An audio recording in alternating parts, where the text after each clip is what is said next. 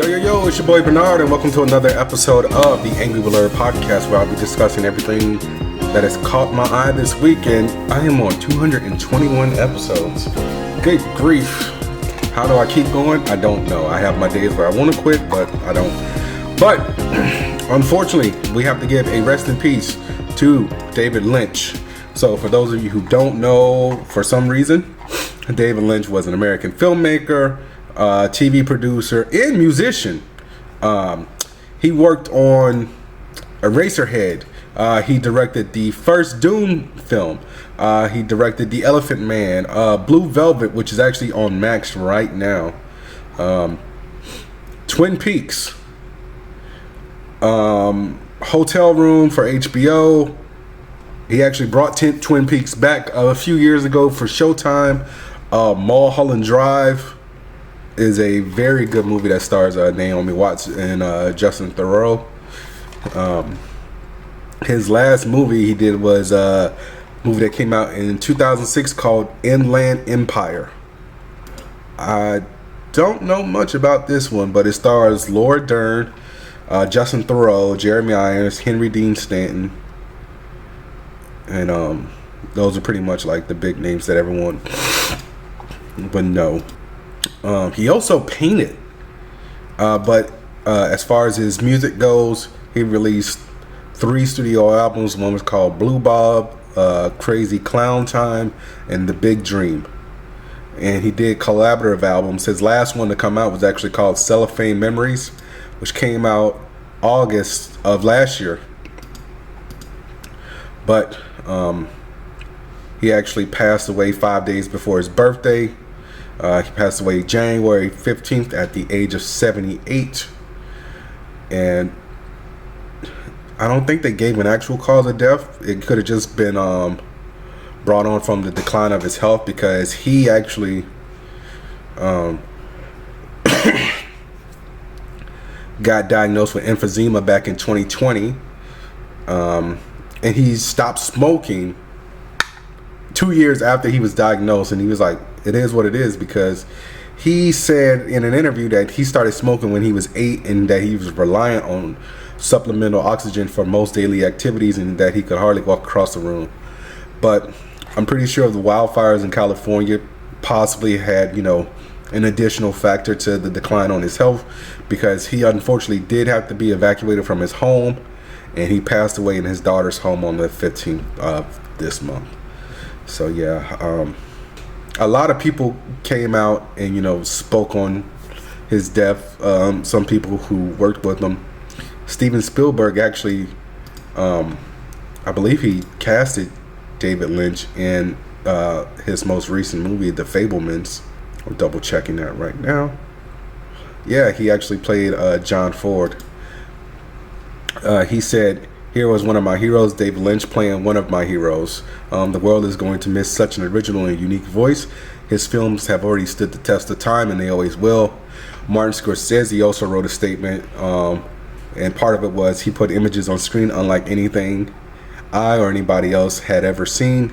He made everything strange, uncanny, and revelatory and new. Kyle MacLachlan, who worked on Twin Peaks, said, 42 years ago, for reasons beyond my comprehension, David Lynch plucked me out of obscurity to star in his first and last big budget movie. He clearly saw something in me that I didn't recognize. I owe my entire career and life really to his vision. But what I saw in him was an enigmatic and intuitive man with a creative ocean bursting forth inside of him. He was in touch with something the rest of us wish we could get to. Our friendship blossomed on Blue Velvet and then Twin Peaks, and I always found him to be the most authentically alive person I ever met. David was in tune with the universe and his own imagination on a level that seemed to be the best version of him.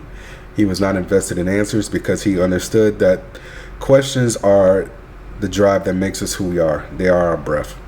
While the world has lost a remarkable artist, I've lost a dear friend who imagined a future for me and allowed me to travel in worlds I could have never conceived on my own. I see him now standing up to greet me in his backyard with a warm smile and a big hug that great plane's honk of a voice. We talk coffee, the joy of the unexpected, the beauty of the world, and laugh. His love for me and mine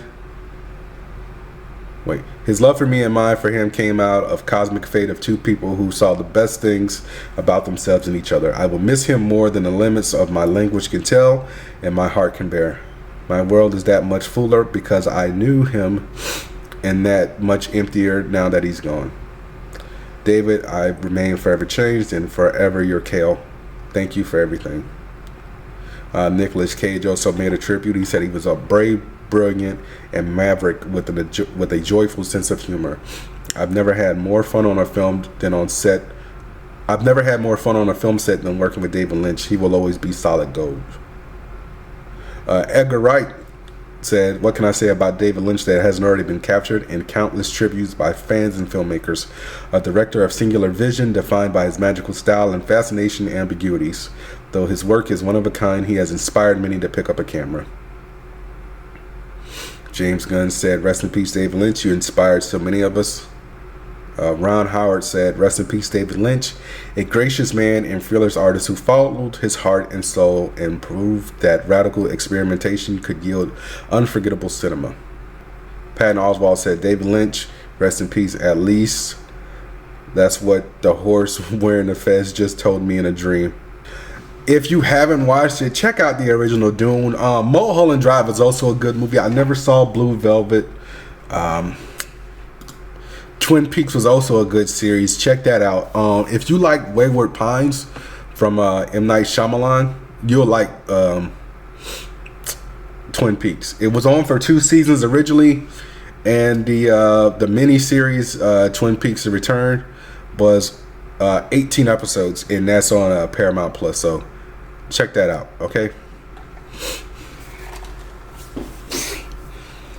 Sorry, my nose is stuffed. I don't think I'm sick because, I don't have any other symptoms besides a stuffy nose, and I hope I don't have like polyps or anything like that.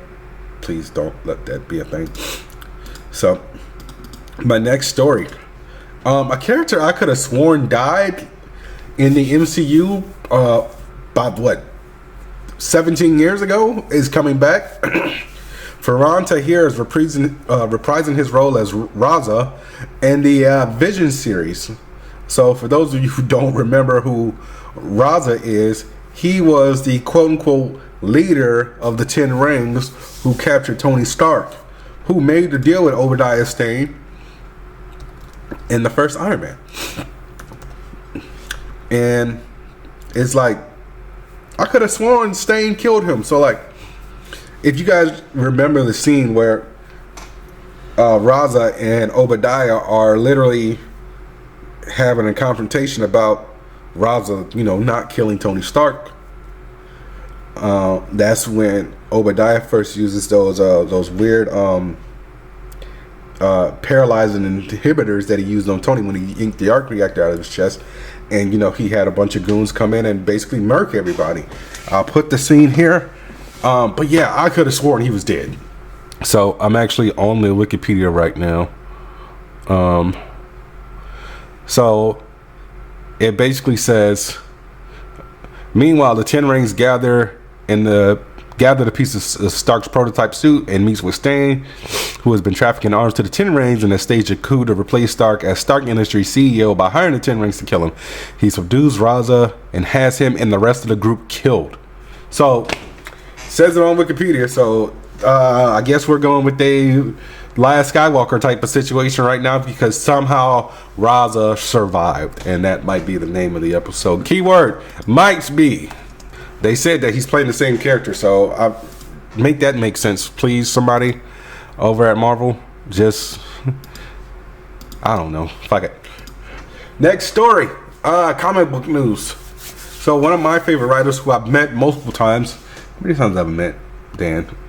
I feel like I've met him 3 times, but only taken pictures with him twice. Dan Slott has jumped ship. He has left Marvel and is going over to DC. He is the second writer to do this. Who was at Marvel for a significant amount of time. I think Dan's been there for over 20 years. Yeah, he's definitely been there for over 20 years because One More Day and Brand New Day was like 2005, 2006, and I believe he was writing at Marvel before he even started writing Spider-Man. Going to his Wikipedia real quick. Dan Slott's almost 60. All right, let's go to. Okay, so yeah, it looks like he started writing for Marvel back in '95. But yeah, he's jumping ship. He's going over to DC. He will be writing a book titled Superman Unlimited, and that will be launching in May, and it will be drawn by Raphael Albuquerque. Also, somebody else I'm dead. And the synopsis of the series says, the series follows an aftermath of a massive kryptonite asteroid hitting the Earth, and Superman and family having to deal with everyone having access to his greatest weakness. So, we're bringing another kryptonite meteorite or asteroid to Earth, and now, you know, any Joe Schmo can just go ahead and get kryptonite. So, between all the retcons and revisionist history of DC, this is something that's very parallel to Batman Superman when they brought Kara Zor-El to Earth, which was drawn by one of my favorite artists, Michael Turner.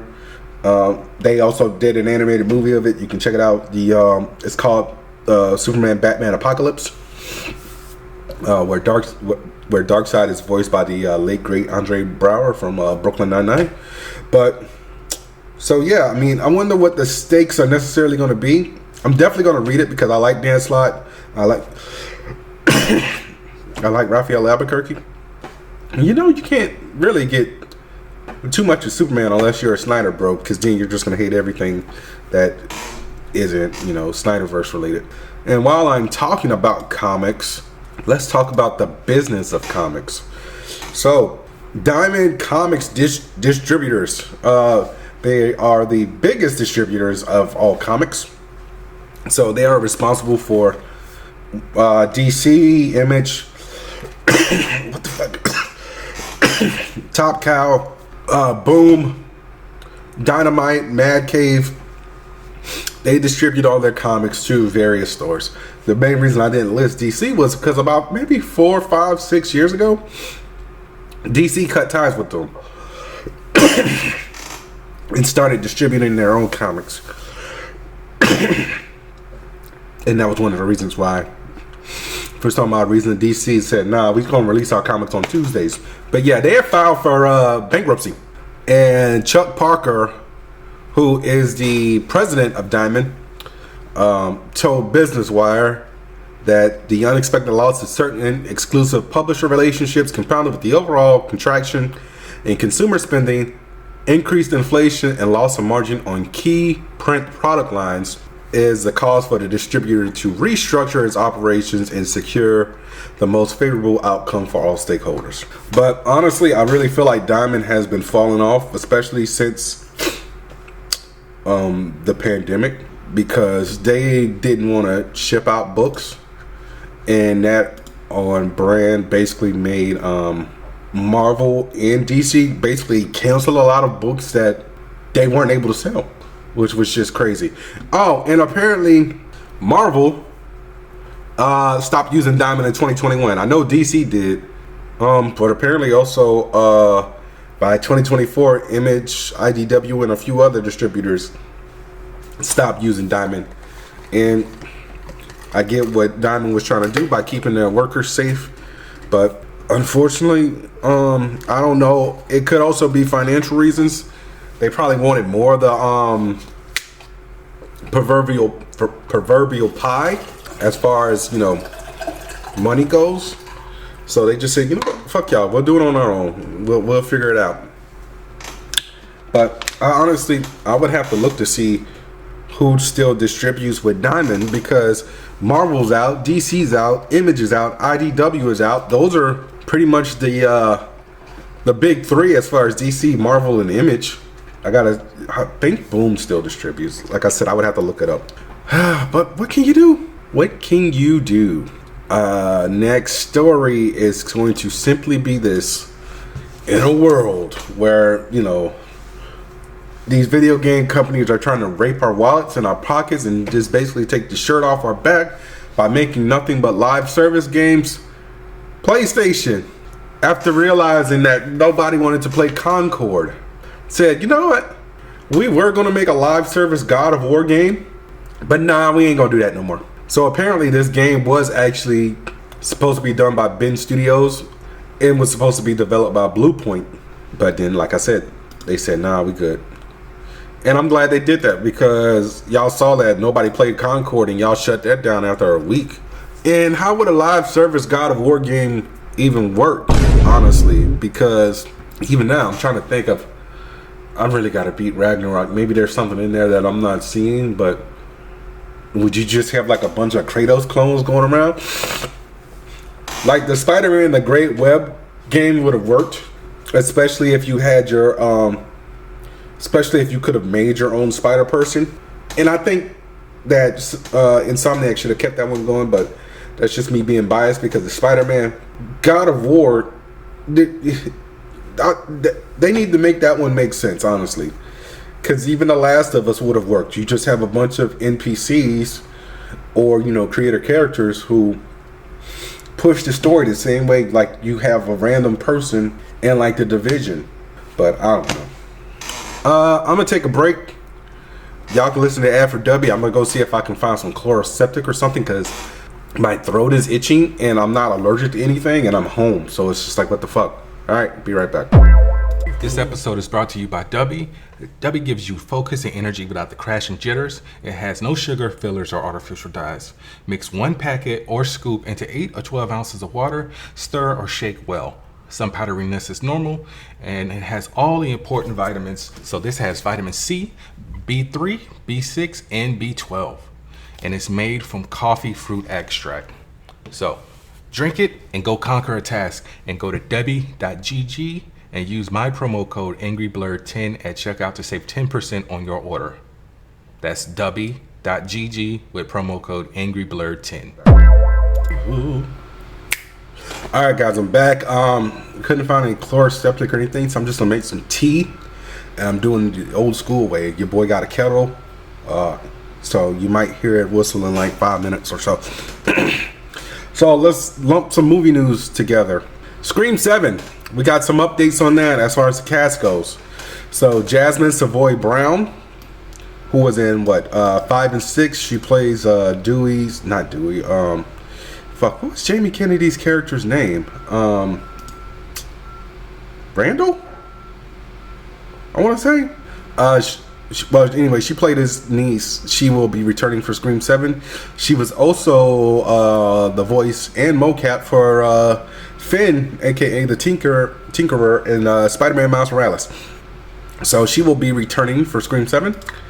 And the news came out that Joel McHale will be playing Cindy's husband, Mark Evans. And a lot of people are like, oh, you know, he's going to be the killer. And I really hope that's not the case, because that would just be stupid, okay? Do not do that. We do not need Cindy's husband to be the killer, especially since basically the whole damn family is in here. When the hell did McKenna Grace and Celeste O'Connor join the cast of this movie? Okay, well, they're in it as well. But yeah, so Scream 7 has actually started production and will be released on February 27th, 2026. So, day before my birthday. All right. Anaconda. If you guys remember, last year I told you that Sony was, I don't know if it's a reboot or if it's a soft reboot or what. But they're making a new Anaconda movie that stars Jack Black and Paul Rudd. So, Thandie Newton and Steve Zahn will also be joining the film. And Brazilian actor Selton Mello, who was in something called I'm Still Here, will be in it. Also, Ione Skye from La Brea. And they really haven't given much about the story, but apparently the Hollywood Reporter got some news that Thandie Newton and Steve Zahn are playing childhood friends of Jack Black and Paul Rudd's characters. And they've all gathered together to remake the movie that they were obsessed with as kids. Selton Mello will be playing an animal wrangler. Ione Skye will be playing Jack Black's wife. And apparently Daniela Michanor from Fast X and Roadhouse will be in the movie as well in an undisclosed role. Isn't she the lady who played Ratcatcher in the Suicide Squad? Yes, she is. So yeah, there's that. So let's talk about Marvel real quick. Seth Rollins. Not Seth Rollins, Seth Rollins. WWE superstar. Was supposed to be in Captain America Brave New World. But he was on Chris Van Vliet's Psych podcast, which is basically a wrestling centric podcast. I listen to it from time to time. And he said that, you know, he might not be in it anymore because of the rewrites and reshoots. He said, essentially, my role either got repurposed or completely erased.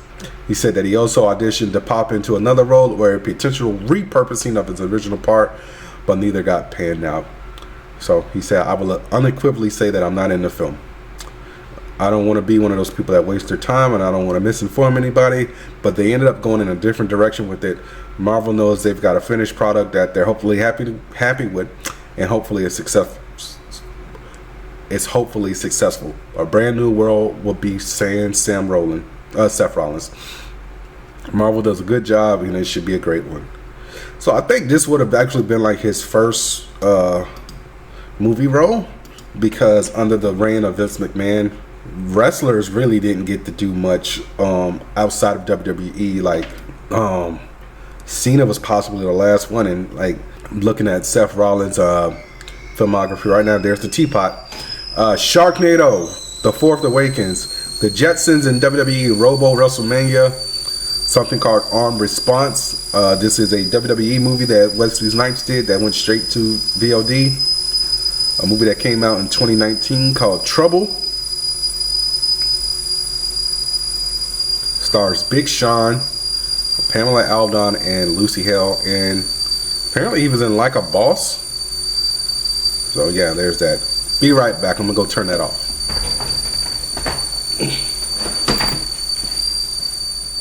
Oh, hello. I didn't see you there. Alright, I'm back. Sorry about that, guys.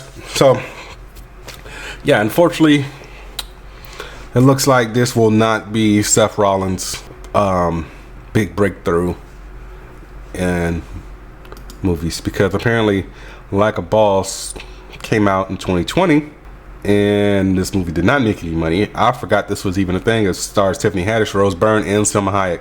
But okay, let's go to my next story. Suicide Squad killed the Justice League. I think I told you guys a few weeks ago that it's done. No, they're going to keep the servers up and everything, but overall, there will be no more DLC, no more cosmetics or any of that stuff, due to the low gameplay of said game. So they will keep the servers up if people want to play online, but other than that, nah, you're on your own. And we just got it for free on PlayStation Plus last week, I want to say. And one of the things that, you know, pissed everybody off was literally the name of the fucking game. Kill the Justice League. So I just actually downloaded it a few days ago just to play it for shits and giggles. Just, you know, it never hurts, especially if I'm not paying for it. And so the end of season 4, we got the true ending to the game, because like I said, I just started it. I haven't even gotten far in the fucking game. The end just basically says, hey, guess what, guys? Psych! You know what? The Justice League didn't fucking die. They were all clones. Try! Okay? Brainiac kept them all captive, and they all didn't die. Huh? Except Wonder Woman. She did. She's dead. She's the only one who actually died, which makes no fucking sense. So why is it the Wonder Woman,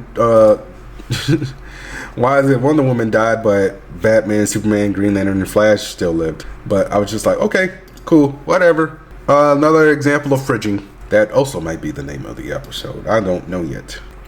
What can you do? But yeah, it is what it is.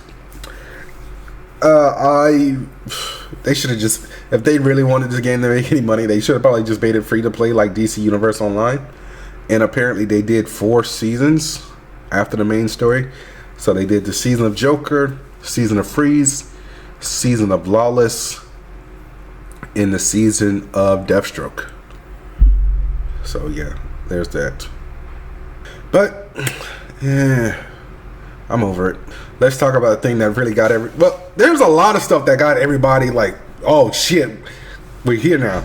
But let's talk about it. Daredevil, Born Again. We got our first look at the trailer. So early in the trailer, we get a it's not necessarily a confrontation, but it is a reunion between Matt Murdock and Wilson Fisk, who both acknowledge that it's been a while since they've seen each other, and they're obviously referencing season 3 of Netflix's Daredevil series. They seem very cordial with each other. I mean, nobody's breaking out in a fight in a diner, and I'm good that, you know, Marvel decided to revamp this show, and, you know, because this show was originally, Matt was only going to be in his suit I want to say 3 or 4 episodes a season. What the fuck? If that might be for both seasons, because they filmed 18 episodes, but it's 9 episode seasons. So originally Foggy and Karen, Eldon Henson and Deborah Ann Woll weren't coming back, but I guess Kevin Feige said, no, fuck that, no, we're bringing everyone back. So we got some Foggy and some Karen in the trailer. Wilson Fisk has become the mayor, you know, following, you know, his decision to run for mayor at the end of Echo. And if you don't know, this is something that actually happened in the comics in Charles Soule's run of Daredevil, which was 2017 or so. And also, it appears that Matt has sometime after the events of She-Hulk has stopped being Daredevil. We also saw Bullseye in the trailer, still locked up. We also saw Muse, who is a Charles Soule creation. So what we didn't get to see in this trailer for Muse is his power set. So I'm giving you a breakdown of his power set in the comic. He has superhuman strength and speed. He also has a weird sensory absorption effect. So he can basically turn himself quiet as a mouse, so he can sneak up on Daredevil. We also saw Vanessa Fisk, Vanessa, who is Wilson's wife, and we also saw Frank, and we also saw White Tiger, who apparently the actor passed away sometime last year. So shit, did not know that.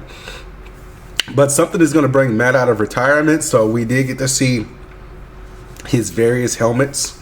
So you have his red one from the original Netflix series. You have his yellow one from She-Hulk. You have his red helmet from this series. Also a silver one and a black one. And when I saw the silver one, I'm like, are we getting the black armor? Are we getting black armor Daredevil?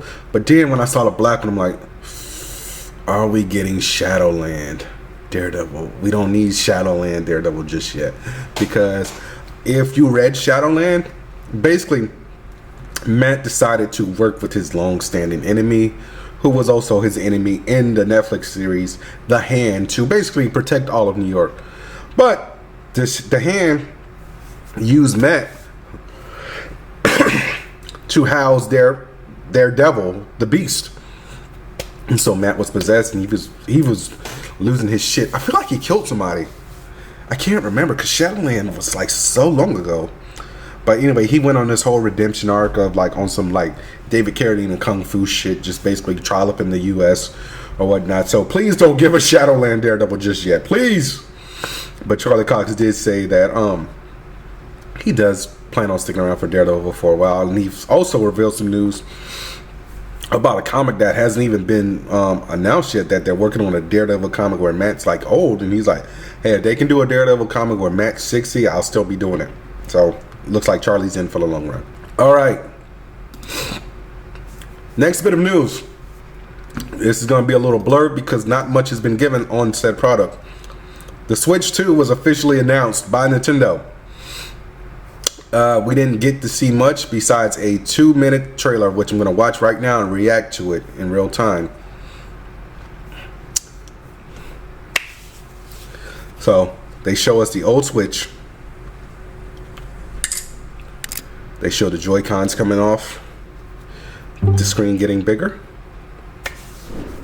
the screen slightly getting a kind of redesign, where the Joy-Cons go changes, the speakers change. You get 2 USB slots.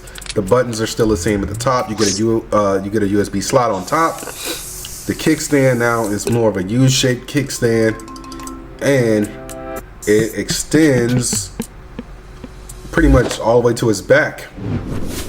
The Joy-Cons have changed. They've gotten bigger. They're all black now. And the only way that you can differentiate the left from the right is the color is on like the little inside and around the circle of the analog stick on both sides. So red and blue. Also, it looks like the buttons are still the same, and it's possible that you could also use it as a mouse for certain games. But yeah, so they are magnetic and they plug in via USB-C on each side, so you don't have to worry about the little locks breaking on your Switch Joy-Cons anymore. But they showed looks like a new Mario Kart game. So we're getting a Mario Kart 9. The dock is slightly different. It looks the same, but it's just curved at the top. The Joy-Con holder is basically the same, but magnetic now. And it's supposed to be coming out this year. And they confirmed the one thing that I wanted, that the Switch 2 will play Switch games, both physical and digital. So it says play Switch 2 exclusive games as well as Nintendo Switch games. And then there's an asterisk. It says Switch 2 plays both physical and digital Nintendo Switch games. Certain Nintendo Switch games may not be supported or fully compatible with Nintendo Switch 2. Details will be shared on the Nintendo website at a later date. So I was like, okay, I can't really think of that many games that it might not be able to play. But they also announced that the Nintendo Direct, specifically talking about the Switch 2, will be April 2nd of this year. And going back to the games itself, only thing they're also doing a Switch 2 experience, which is going to be a series of hands-on events around the world. Unfortunately, none of those are going to be near me. They are going to be in LA, New York, and Dallas. And I'm recording this Saturday, January 17th. As of yesterday, you could register to be available to go to said events. And like I was saying, as far as the games go, I think it's just like certain stuff that you won't be able to play, like the Nintendo Labo, which was basically like them trying to make the Switch more immersive, where it was like the whole cardboard thing that you could put on the Switch and all that shit. Probably obviously won't work now since the Switch is a little bit bigger, and I hope this is bigger than the fucking OLED. But as far as specs goes, they didn't give us any of that. Besides the obvious that you can see with the USB C port at the top, and the obvious magnetic feature of the Joy-Cons. So April 2nd, we will be finding all that stuff out, and I will keep you guys posted on that. So now, I do believe it is time for us to hit the spoiler alert, and we are going to be talking about Star Wars Skeleton Crew. Hopefully season 1, episode 8, the season finale, titled The Real Good Guys, written by Christopher Ford and John Watts, directed by John Watts. So this episode basically picks up where we left off with Jod, the kids, and the kids' parents in the vault, where Jod still continues to be a Republic emissary, where he basically gives a rundown of like, hey man, your kids are some little badass motherfuckers or whatnot.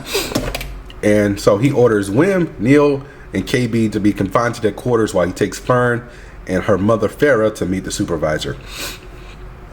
They meet the supervisor, and surprisingly, it's a droid, but not surprisingly.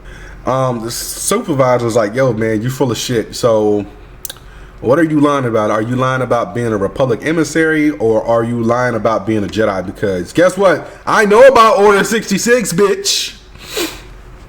Jod destroys the supervisor, and this causes a blackout of the city and shuts down all the safety droids.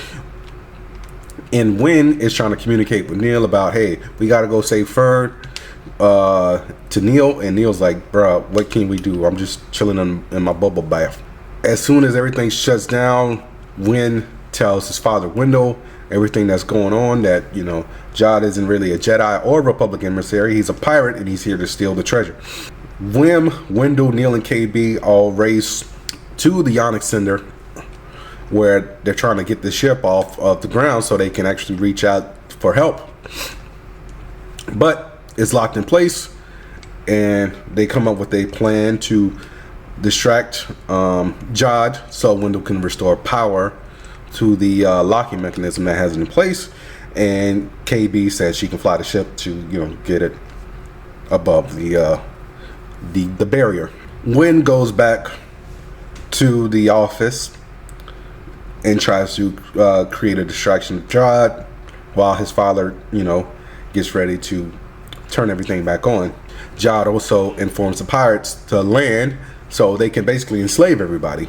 Wendell gets the power back on so KB can fly the ship, and she calls Kim, who tells KB that help will be there in 2 shakes of a wing, or whatever she said. The Anaconda is actually shot down, and I'm straight up thinking KB is about to die. I'm like, yo, are they gonna kill a kid on this show? But you don't see the ship crash. But Wendell fights Jod, and they get the barrier down. And Wynn picks up the lightsaber, and Jod tries to force pull it while Finn also grabs it. And they tell him that he lost, and Wynn finally gets his Jedi moment. He activates the lightsaber right side up this time, by the way. And the New Republic come and deal with all the pirates, and basically Jod just has to admit defeat.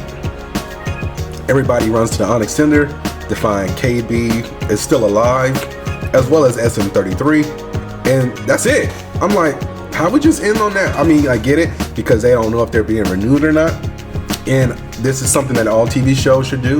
They should basically resolve everything where there's no like low-hanging fruit or unresolved stuff. But the only unresolved thing is Jod just stood there looking in the sky like a dumbass instead of fleeing. Like, did he get captured or what?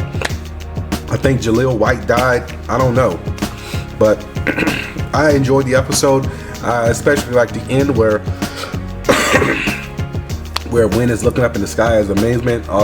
All the B-Wings and X-Fighters are flying, and Wendell's like, yo, Wynn, get your ass over here, basically.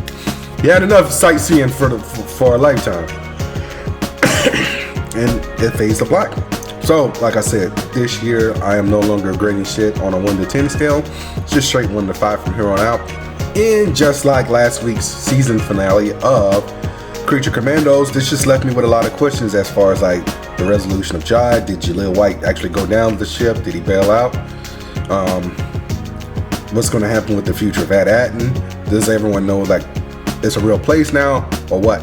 So same score as Creature Commandos, I'm giving it a 4 out of 5. But all in all, I enjoyed it. So if you guys haven't watched it, check out Skeleton Crew. Please watch it so we can get a renewal, because this is it's like one of the few good Star Wars things we have. Like, I don't get the deal with Andor. I'm not a fan of it, but you know, we're not getting any more Mandalorian, and who knows when Ahsoka season 2 is going to happen. Well, that's it, guys. It's your boy Bernard. That was another episode of the Angry Blerd podcast. Be sure to rate, review, subscribe, tell a friend to tell a friend. Go to w.gg, use my promo code AngryBlerd10 at checkout to save 10% on your order. And I don't know if I'm going to see Wolfman yet. I got a lot of stuff to do. I literally was moving stuff from one storage unit to another before I came home to record this episode. And I'm actually getting ready to go do that again. And by the time you guys hear this episode on Sunday, guess what I'll be doing? Moving shit from one storage unit to another. Anyway, Follow me on Instagram, Facebook, Twitter. TikTok is unfortunately going to be banned on the day that this episode airs. So go to Blue Sky, all at Angry Blerd Pod, one word. And I will see y'all next week. Peace.